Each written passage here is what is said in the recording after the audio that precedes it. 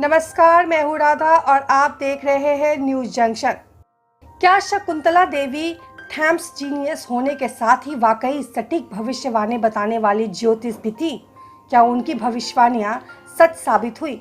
हाल ही online release की गई biopic film Shakuntala Devi जिन लोगों ने देखी है, उन्हें एक छोटे से दृश्य से हल्का सा इशारा मिल गया होगा कि शकुंतला देवी ने गणित के साथ ज्योतिषी में भी हाथ आजमाया था। हालांकि फिल्म में इनके इस पहलू को बहुत फोकस के साथ नहीं दिखाया गया, लेकिन इस पहलू के बारे में कुछ तथ्य बड़े रोचक हैं।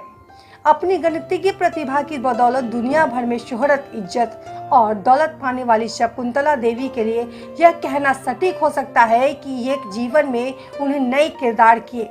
अगर आप गौर से देखें तो शकुंतला देवी में तकरीबन हर औरत की तरह एक बेटी, एक माँ, एक पत्नी और किरदार मिलेगा, लेकिन इन्हें भी उन्हें समाज के हिसाब से उलट तरीके से ही जिया। सिर्फ एक गणितज्ञ नहीं, एक लेखक, एक फेमिनिस्ट, एक राजनीतिज्ञ, एक उद्यमी होने के साथ ही शकुंतला देवी ने एक ज्योतिषी का रोल भी जीवन में अदा किया। हालांकि वह एक कामयाब ज्योतिष के तौर पर कभी चर्चा में नहीं आई, लेकिन उनके पास एक सिक्स्थ सेंस था, एक पूर्वाभास था। इस बात पर सोचने के लिए तथ्य मजबूत करते हैं। शकुंतला देवी की बेटी लंदन में एक बिजनेस वुमेन अनुपमा बनर्जी के साथ बातचीत पर आधारित फर्स्ट पोस्ट के एक लेख में अनुपमा के हवाले से जिक्र है कि शकुंतला देवी के पास गजब की अंतर्दृष्टि यानी सिक्स्थ सेंस था। उन्हें दिन में कई लोगों से मिलना होता था, लेकिन वो उन कई लोगों के जीवन और उनके अंदरूनी छिपे हुए राजों के बारे में भी जान लेती थी। अनुपमा की माने तो शकुंतला देवी लोगों को उनकी भावनाओं के जरिए बहुत गहरे तक समझ पाती थी। उनके पास गणित की तरह यह भी एक अद्भुत क्षमता थी। इसका अनुभव खुद अनुपमा ने भी किया।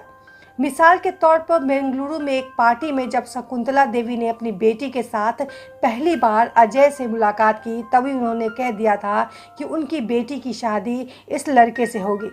शकुंतला देवी के दामाद अभय कुमार भी लंदन में एक बिजनेसमैन है और उनके हवाले से फर्स्ट पोस्ट के लेख में कहा गया है कि पूर्वाभास या पहले से कुछ जान लेने की कुदरती शक्ति शकुंतला देवी के पास थी। अजय एक वाक्य बताते हुए कहते हैं कि फरवरी 2013 में वे लंदन आने में खुद को असमर्थ पा रहे थे, जबकि अपनी बेटी अनुपमा को देखना चाहती थी। तब अजय ने उनसे कहा कि वो लोग उनसे मिलने जून में आएंगे। अजय की इस बात पर शकुंतला देवी ने कहा था, तब तक तो मैं गुजर जाऊंगी। और यह सच हुआ, क्योंकि 21 अप्रैल 2013 को शकुंतला देवी ने आखिरी सांस ली। निजी जीवन में इन दो भविष्यवाणियों के अलावा सार्वजनिक जीवन में भी शकुंतला देवी के पूर्वाभास किसी चमत्कार से कम साबित नहीं हुए।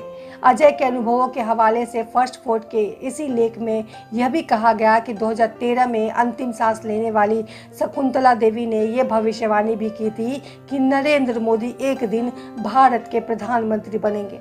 हालांकि लेख में इस भविष्यवाणी का समय नहीं बताया गया, लेकिन यह तो स्पष्ट है कि अपनी इस भविष्यवाणी को सच होते वे देख नहीं सकी।